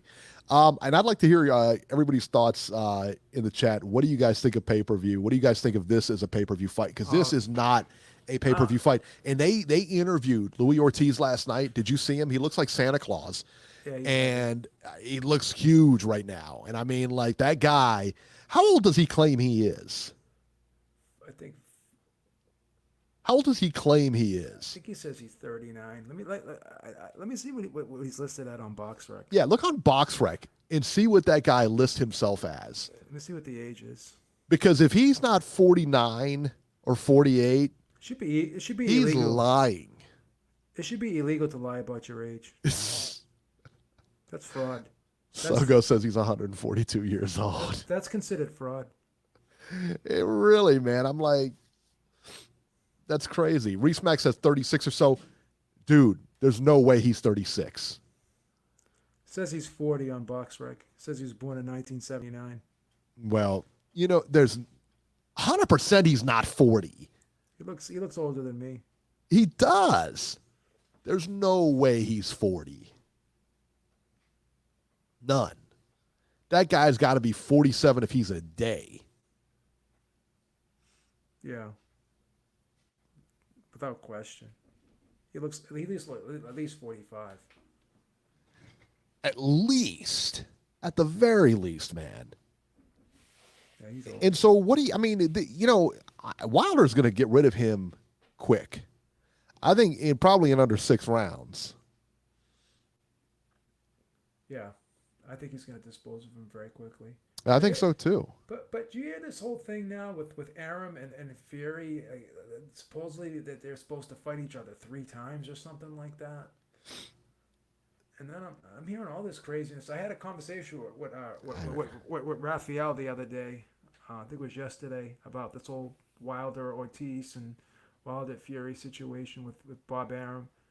And I don't think that Wilder and Fury are going to fight next year. You don't think so? No, I don't think they're going to fight. I think if Fury was offered step-aside money, I think he would take it. I mean, because think about it. Fury already was getting ready to fight him in the rematch, after the first fight. And that fight never happened. Right. Right? And that fight was they were negotiating, and they were pretty much done with that fight. And then in the 13th hour, what does Fury do? He signs with ESPN. Yeah. So, I mean, contracts don't really mean much to Tyson Fury. I mean, he throws people curveballs all the time. He pulls out of fights all the time. So, especially with that cut, he's going to need time to heal. And then Raph was telling me, then if he doesn't fight him in February, he's going to have to fight him in April. Again, I never heard, I don't know what's going on with the contracts and stuff like that. I don't know what the whole deal is. I really don't. I don't know if the contract states that he has to fight Fury next, and he can't fight anyone else. But I don't know. I just don't know the details of this contract. But Raph was trying to say, he has to fight him next. He's supposed to fight him 3 times. It just doesn't. All of it sounds far-fetched to me. Yeah, I agree. I mean, I don't think he's going to be ready in February. And if he's not ready in February, then why are they going to go off and fight somebody else? If Andy Ruiz beats Anthony Joshua, that fight is next. Wilder is fighting him next. Because they're both PBC guys. I don't care what contract you think you have in place, whatever the case may be, they are both PBC guys. All right. If that is the case, then that fight, if Ruiz beats him, that fight is next, without question. I think he fights the winner of that fight, whether it's Joshua or Ruiz. I think there's going to be a sense of urgency now for Joshua to fight Wilder, because Eddie Hearn knows now that he already lost. If he loses again, the fight's gone. Depends on how he looks, though, doesn't it? I mean, if Joshua comes out there and annihilates Ruiz in 3 rounds. Doesn't matter. Let me ask you a question. No, well, wait a minute here. Let me ask you a question. What if it looks like the Rahman Lennox Lewis second fight? Then that's even more the reason to make the Wilder fight. If it looks like the Rahman Lewis second fight where he just demolishes that guy, then all of a sudden Joshua's back. Joshua's back in business. Joshua can do, if I'm promoting him, I'm like, okay, he had a bad night. He had a bad outing. He's still the same guy. Yeah. But if he goes out and he has a tough night, which we think he might. He might, man. I'm picking Joshua in the rematch. But I'll say this, man. I'm not 100% confident in that pick. I wouldn't put any money on it, put it that way. I'm kind of leaning towards Ruiz right now. And the reason why I say this is I was talking about this the other day. Didn't they catch him eating pizza or candy or something like that the other day? Or he was eating nachos? They tried to call him out on his training or something like that. Okay, silly. If we follow Joshua around, do you think he's going to be eating friggin' chicken and broccoli all the time? I mean, everybody I heard eats he's pizza. eating tofu and stuff, man. That's what I heard. Everybody eats pizza. Everybody eats tacos. Nobody eats chicken and broccoli 24/7, even when they're training. You see, Errol Spence eats candy when he's training. Remember Floyd Mayweather? Yeah. He would eat all kinds of candy. I was watching a video with Errol Spence. He was like, he has this organic candy that he eats. It has fiber and stuff in it. So, really? Yeah. Nobody like people understand like what nutrition is about. Obviously, you have to eat nutritionally dense foods. You need your micronutrients, and you need to eat foods that are gonna fuel you properly for training. But again, does that mean that you're gonna eat like salads and I mean, you can eat other stuff too. Like you don't have to. Your diet does not have to be strict. As long as you're training hard, you're not eating too many calories. You're not eating more than you're burning. You're gonna lose the weight. You know. Yeah, I mean, follow the 80-20 rule. You know.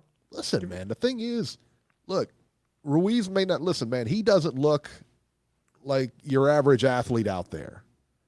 But listen, what he does works for him. Sure. And he's very effective at what he does. 100%. He's the heavyweight champion of the world. And you could argue that he's the best heavyweight in the world right now. He's got the majority of the belts. You know what I mean? Listen, this guy can fight. Yeah. So whatever he's eating, whatever he's doing, listen, it's not like he comes in the ring looking like Evander Holyfield. Well, but he's good. He can fight. Here's the thing, too. You can go back to early in his career. He was a lot heavier back then when he first started. Yeah. So, this guy's lost weight. He used to fight at like 300 pounds before. So he's lost about 30, 40 pounds. Yeah. I mean, and if you watch him train, the guy trains hard. Yeah, he really does. I mean, he's a solid fighter. He knows how to fight. And that's the thing, man. Like, I would pick him. Like I said, I would pick Joshua in the rematch. But, man, I tell you what, I just don't know. Yeah, Joshua's favored in the rematch. Yeah, he should be. But I just don't know. It's one of those things. Yeah, it's not a given. No. Nobody had Ruiz in that first fight. No, I didn't. No way. Corey did. Did Corey really have Ruiz in the fight? No. I was going to say, he said, and I remember him saying something to the effect of Ruiz is a live dog or something like that, but no, he didn't. I don't think he said no, he didn't. I was trying to give him the benefit of the doubt. I called Five Dimes last night. Tony, the guy that lays the odds last night, and he told me after the fight finished, Corey called him and said that he had Spence by split decision. After the fight, he said he tried to put the bet in, but he couldn't get it in time. He couldn't get it in time. But he said, "Take my word for it. Trust me, I had Spence by split decision." Spence by split decision. That's what he said. That's what Tony from Five Dimes told me last night. Oh my goodness, that's insane. So let me ask you, if Ruiz wins, I think he's next for Wilder. If Joshua wins, do you think they cash him out and go for that Wilder fight? Yeah. Really? Yeah, it's a no-brainer. So you think he's done? I mean, you honestly think he's done? His head's not in it anymore, man. His psyche is really cracked. I think he's compromised mentally. When you look at him and you listen to him talk and stuff, he just doesn't look right to me, man. I don't think his heart's in it. Eddie Hearn made a statement that he thinks that he could retire after this fight if he wins. Yeah, that's not good. So I'm sitting there saying to myself, he must be saying stuff to Eddie Hearn too. Yeah. You're already talking about retirement? I don't know, man. Once a fighter starts talking about retirement, that's it. That's it. I really think they should think about calling it a day, because I don't think you can really be 100% down with it. Listen, man, they got to get up every morning. They got to exercise. They got to run. They got to train. They got to eat a bunch of stuff they don't want to eat. and get ready to, go in and fight this other guy, it's not an easy thing to do. And if your heart is not 100% in it, you're seeing the end of the road, or you got, man, I'll tell you what, that's got to mess with you. Not only that, it's a big weight on your shoulders. And Tyson Fury said the same thing. Being the heavyweight champion of the world, it's a lot of pressure. Yeah. And I think the pressure has gotten to Anthony Joshua. Really has. Yeah. El Mario asks, is Ringside Robert not on the show anymore? No, he's not. I don't know how many times we gotta say this. I mean, he's kind of on the show tonight. He was going to call in, but phones aren't working. What are we going to do? Working. Call in next week, Robert. Yeah, we'd love to have you. Yeah, Champ Life says if AJ wins, he fights White, so Eddie keeps the belts in matchroom either way. You know what? I don't disagree. I don't disagree. I just have a feeling that if AJ wins that fight, he's not going anywhere near Wilder. Really? Yeah. So Wilder is what, 41-0 now? He's 41-0 or 42-0. They were talking about him. 0-1. What's this? 0-1. He's got a draw. You know what? I forgot about that. Yeah, so I forgot about that draw. He can't break any records now. No. He can't. Could he? No, he's got a draw. Could he though? I mean, he does have a draw. Because I read an article this week talking about him. He's approaching that 49-0. That 49-0 mark, that Marciano mark. He's got a draw. Closest one to come to it was who? Larry Holmes, right? Yeah. He was 48, or was he 49? He's 48 now. He was 48. No, Michael Spinks. Yeah, Michael Spinks got him. And he said Rocky Marciano couldn't hold my jockstrap. Remember that? And he got beat by Spinks. He got beat by Spinks. The boxing gods punished him. Yeah, there you go. That's right. You can't talk about other boxers like that. Legendary boxers. You can't. Yeah. Georgie says that Finito Lopez had a draw too. He did, but what was he? He was 51, wasn't he?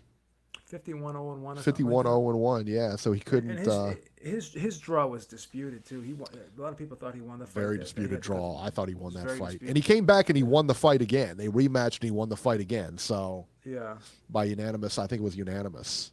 So Jerome King. They screwed him in that fight. Yeah, Jerome King says I don't think he goes after Wilder if he wins. I couldn't agree more. I don't think that fight happens. But where does Fury go? I guess Fury is going to fight Wilder next. Do you think, you're saying that you don't think that's going to happen? I don't think that happens. I think that cut's really bad. I think it's going to happen. Yeah, with that cut, that's right. I forgot about that. He has that cut. That cut isn't healing. There's no way he's fighting in February. Yeah. That's just what is that, like a 5 to 6 month cut, no? To get fully healed? I mean, I would imagine he'd have to see a plastic surgeon about it. Yeah. That's a big deal. I mean, that's a real big deal. D-Style, thank you so much, man. We appreciate it. Let's see here. What about the Korean guy? Or DJ said, what about the Korean dude who had 50? Yeah, well, who's the, Wanheng. Menayothin. Yeah, Wanheng, yeah. Wanheng's got it, but he's got to retire. If he retired, he had like 50-0, 6, would you consider that? But, 49-0 is not the record, though, right? Or is it? This is one of those things, because like I said, Chavez went, 80-something 0 before he lost to Frankie Randall? Undefeated. But he lost. Yeah, but he lost. But where does the record there? I guess you have to retire undefeated. You got to retire undefeated with the most wins. So I guess what is Floyd? I mean, do you count his 50? Because he fought him against a guy who's never had a professional fight. It's a silly record. It's silly record. It's doesn't really mean much. It's not something people think about. Yeah. D-Style, thank you so much. He says that 49 is a heavyweight record. And that is correct. It is a heavyweight record. Okay. Yeah, so heavyweights, do you think, let me ask you a question though. All right, so let's go with it. Do you think Deontay Wilder will go 49-0? Good. I think it's possible. El Mario says Dana White is supposed to make a boxing announcement in October. That's what I'm hearing too. I'm hearing that I know he wants to do the Zuffa boxing thing, but I don't know anybody who's signing with him. And I know he went after Anthony Joshua. He went after Mikey Garcia. And, yeah. So, I don't know, man. He said Wilder could be TBE, Boxing Tech. It's possible. It is possible. So there you go. Yeah, but that fight, Wilder Ortiz being a pay-per-view, man, yeah, I'm not with that. I'm not with it. Crazy. And that undercard, I mean, Santa Cruz and Miguel Flores, it's not like, it doesn't like, if you had, I guess Gary Russell just fought, so he won't fight again for another couple of years. But, I don't know, that fight doesn't really excite me either. I'm not like jumping out of my seat for that one. They're all mismatches. Yeah, I'm not really jumping out of my seat for that. So, I don't know, man. El Mario says, hopefully Dana White can mix things up. Yeah, hopefully. All right, so Claressa Shields is fighting next Saturday. All right. She's fighting next Saturday, but she told TMZ that she's actually willing to go in the cage and fight Amanda Nunes. There's a couple problems with this. Shields is number one, of course. Shields is not a cage fighter. Number two, she outweighs Nunes by about 40 pounds on fight weights. Nunes is about 140, somewhere in there, and Shields, of course, is like, what, 160, 168? Somewhere. Yep. Yeah, so, man, I'll tell you what, that one is that's a tough one for me.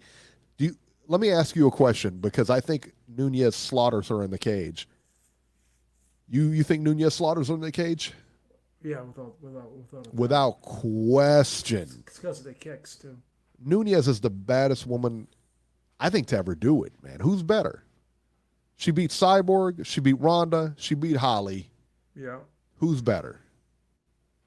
You could put either one of the Serranos in there. She murks them too. Yeah. And listen, if we're talking about fighting, listen, I mean, you got to be allowed to throw everything, right? You got to be allowed to choke somebody. You got to be allowed to kick somebody in the face. Yeah. Yeah. There's nobody better. Ohio runs boxing. Salute. There we go. He says Ohio. I know he's a big Shawn Porter fan. He's a big Shawn Porter fan. He's because Shawn Porter's from Ohio. My big gripe with Shawn Porter is that he never claims he's from Ohio. He always claims he's from Vegas. Errol Spence said it perfectly at the press conference last night, the post-fight. He said that Shawn Porter is a man with no land. And I agree. I gotta give Ohio Runs Boxing a shout out because he's awesome, isn't he? He's the greatest, man. But he was very adamant about Porter not getting stopped against Spence. He didn't feel he was. He said everyone thinks Porter's gonna get stopped. He said he didn't see it.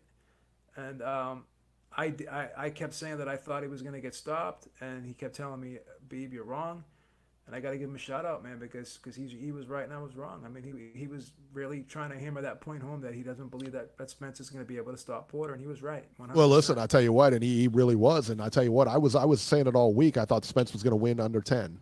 Yeah. I thought Spence was going to run right through him. And stop him. Porter showed a lot of grit in that fight, a lot of toughness. Yeah, he sure did. He really did. He deserves full credit for that. Yeah, surprised me. I didn't think, like I said, it surprised me. Surprised the shit out of me.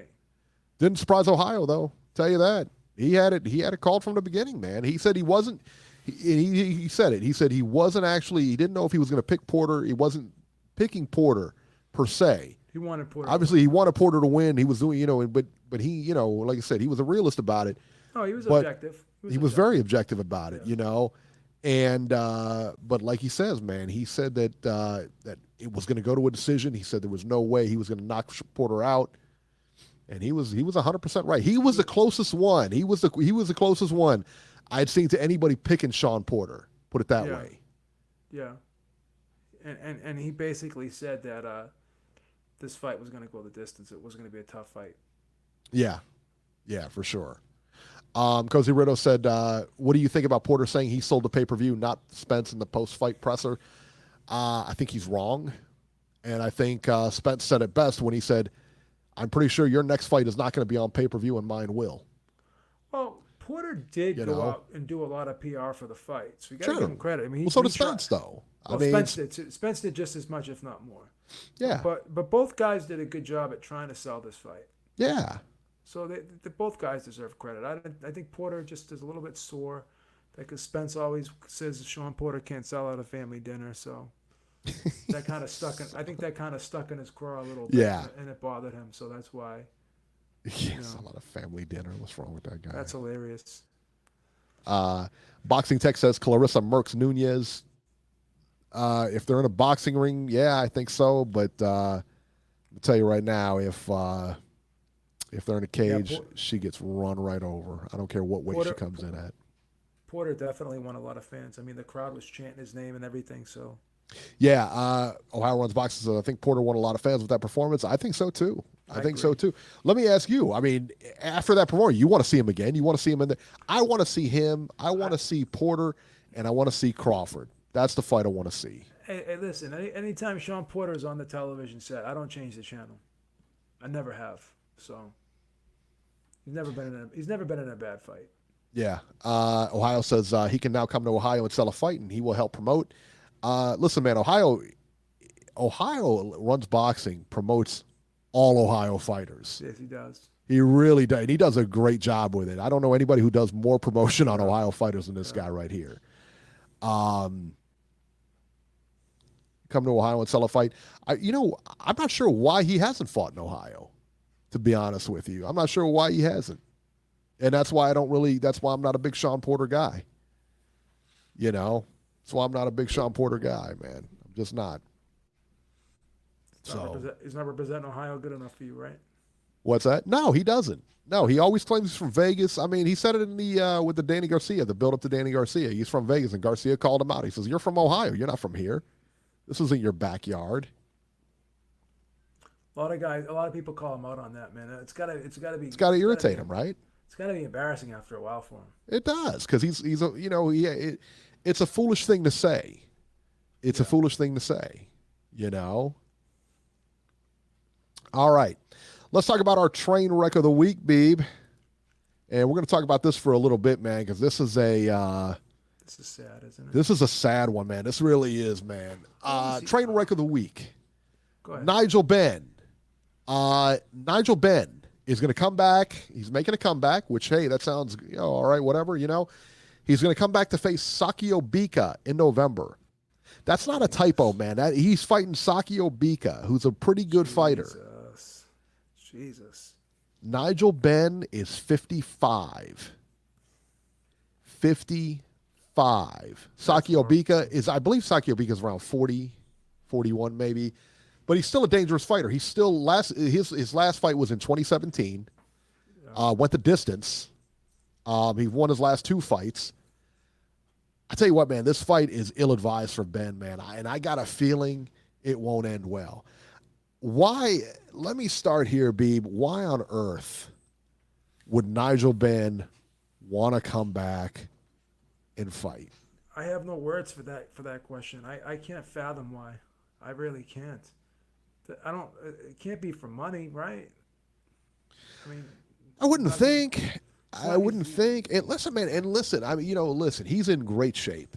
If you look at Nigel Benn now for 55, I mean, maybe I'll be in as good a shape as he is at 55. He looks great. He really does. He looks phenomenal.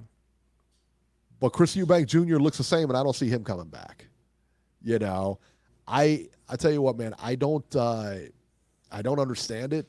I don't. Why would you? What does he need to prove? What exactly does he need to prove? It's hard to walk away sometimes. Andre Ward says he struggles with it every day. Yeah.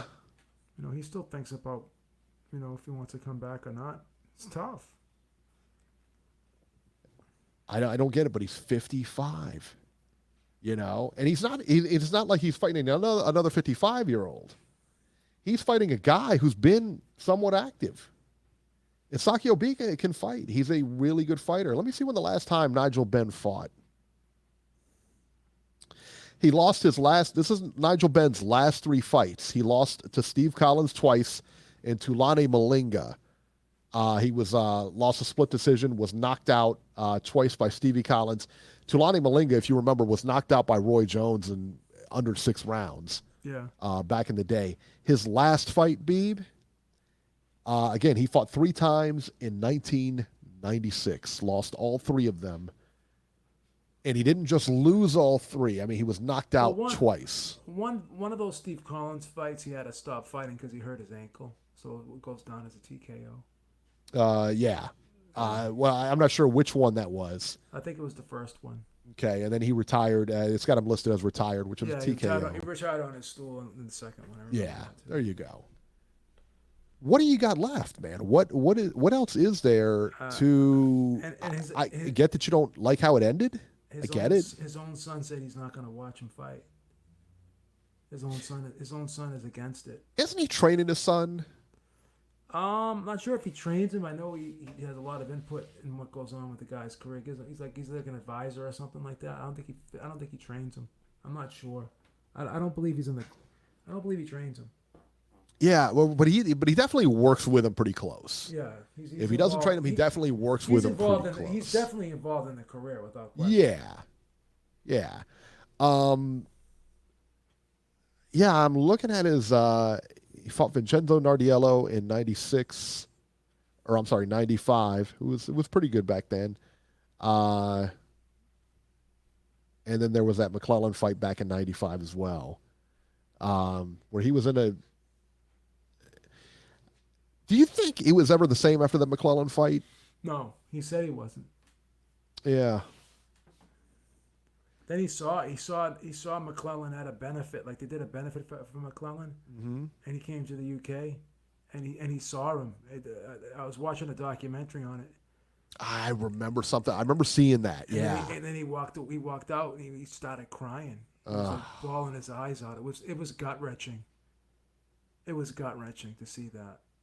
This guy, you think of this guy, the Dark Destroyer, they called him, right? He was just this menacing figure in the ring.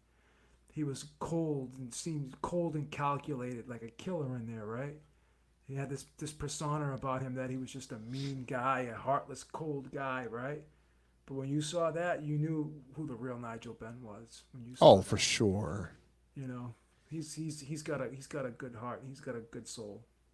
You know, he was knocked down. I mean, that McClellan fight, what was he knocked down? Like 2, possibly even 3 times. He was knocked out of the ring. Down in the first round, out of the ring. And then the 10th round, he was knocked out. He was knocked down. And I couldn't believe he got up in the 10th round. I mean, McClellan was a killer, man. That guy could punch. And I thought after that first round, I couldn't believe he got back and started fighting. Yeah. I mean, it was insane what he did. It was nuts. That whole fight was crazy. Yeah. And I tell you what, for him to come back and win that fight might have been one of the best fights, if not marred by the event that happened. Might have been one of the best fights you've ever seen. You know, the referee screwed that fight up so bad because Nigel Benn got knocked on the ring apron. And the referee counted to 20 because when you get knocked out of the ring, you have a 20. That's a 20. That's a 20. But the referee didn't know the rules. So he was counting past 10 because he thought that Ben got a 20 count. Wow. He didn't realize that the apron was considered still being in the ring. And he screwed that up. I don't think that ref ever reffed again after that fight either. No, probably not. He was under a lot of scrutiny after that fight. Yeah. And Burgess Meredith saying that the fight should have been stopped in the first round. Yeah, I mean, it very well could have been. And I think that's what makes it so incredible that he won that fight. If the referee knew the rules, the fight would have been stopped in the first round. Yeah, I mean, the fact that he won that fight is just incredible to me. And I guess the referee didn't even speak English. I guess he was an Italian referee or something like that. Or maybe. I can't remember too much about it. I think he was French. Yeah. Yeah, it's horrible. Yeah, but, that was one of the best fights anybody's ever going to watch. Yeah. But the outcome was horrendous, man. It was just terrible. So do you think on some level that Nigel Benn is coming back, I mean, is related to that fight? No. Really? I don't. I don't know. Unless you're saying to yourself that he looked at his career after that fight and said to himself, I didn't give it my all psychologically.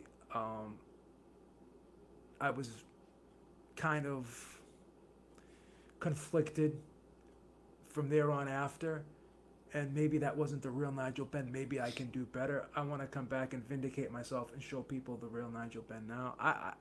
Unless you want to kind of look at it from that angle. Interestingly enough, though, after he fought Gerald McClellan, he fought Vincenzo Nardiello, and I don't know if you remember him or not, but he was a decent fighter. Yeah, I remember. Won by TKO there. Fight Daniel Perez, won by knockout there. So after the McClellan fight, he had 2 knockouts. Yeah. So he won the 2 knockouts, and then he won on a 3-fight skid against Tulane Malinga, lost by a split decision. And I think that's, if I remember correctly, I think he got engaged after that fight. Yeah. I think he's the one, that was the fight where he got engaged in the ring or something like that. And then he got knocked out to Stephen Collins twice. Yeah.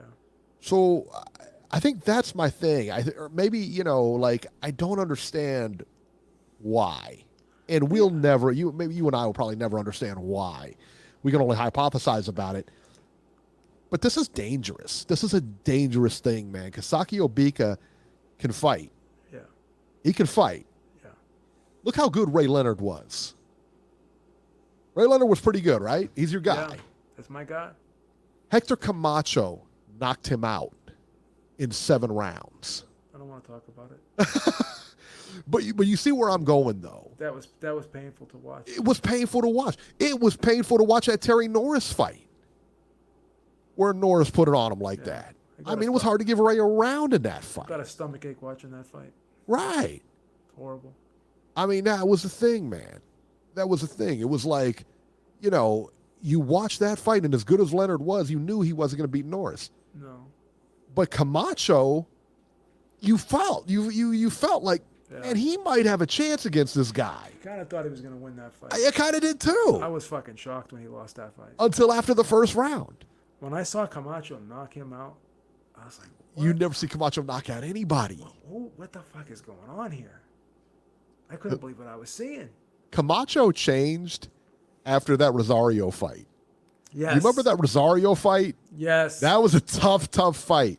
Yes. And Camacho was never the same. He fought completely different after that fight because Camacho would go in there and mix it up and get you out of there and try to knock you out and everything like that. But yeah, man, he was a different guy after that fight.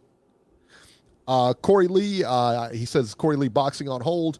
Corey, we can't do calls tonight for whatever reason. Blog Talk is down. We can't see the calls on the switchboard and that kind of thing, so we do apologize. So right now we're talking about Nigel Benn coming back. So he's coming back, and I would assume a 10-rounder. Yeah, I'm not sure. I'm guessing it's a 10-rounder. Maybe it could be 8. I don't know. Yeah, I don't know. The fight's not on BoxRec yet, though. No, it's not on BoxRec, and he's still got a fair chance to reconsider. But I am hearing it's been signed for November. Who's promoting it? Whoever's promoting it should be shot. I don't know. I think Eddie Hearn's promoting it. Is he really? I'm guessing. But is that a match? No, don't tell me that's a matchroom fight. Is that a matchroom? Is that a? Oh no! Ben versus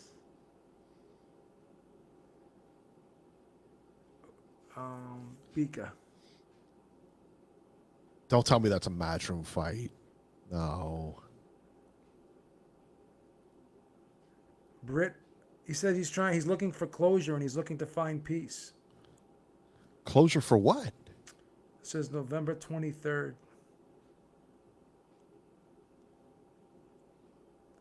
Okay, it's not Eddie Hearn. Eddie Hearn says, I don't think Nigel Benn should come back. I was going to say, man, come on. It's not Eddie Hearn. Beeb's always throwing some hate at Eddie Hearn. He can't help it. Reese Mack said it has to be a charity exhibition. No, I don't believe it is. No, this is a fight. I believe this is a fight, man. He said it's this one fight and that's it. That's what he says. I'd hope so. He's coming back for one fight. Well, I think after this one fight, it's gonna be pretty evident that it's gonna be one fight and that's it. Unbelievable, man. It's 10 rounds. It's at light heavyweight. Oh, It's on November 23rd in Birmingham. wow. Wait, is it gonna be televised? It's going to be on pay-per-view. Epicentra TV. I never heard of that. Pay-per-view? It's going to cost £14.95. It's like, what is that? $21? Something like that. I wonder if Fight TV is going to pick it up. So Ben has said he's undertaken the strictest of medical tests from head to toe, brain, heart, lungs, liver, you name it. And the former champ says the results came back as positive as can be. They told me I have the body of a 30-year-old, Ben said today. I believe it. But, listen, man. Go run a marathon or something. You know what I mean? I mean, just because you have the body of a 30-year-old doesn't mean you can get back in there. I don't want to see this fight, man. I don't either. 3 times. He lost his last 3 fights coming out of this. Yeah. And, I can't really say that, like I said, he had 2 knockouts after the McClellan knockout. He went on a 3-fight KO streak and then went on a 3-fight losing streak. Last fight was in 96. Over 20 years ago, Beeb. It's a long time. That's a long time.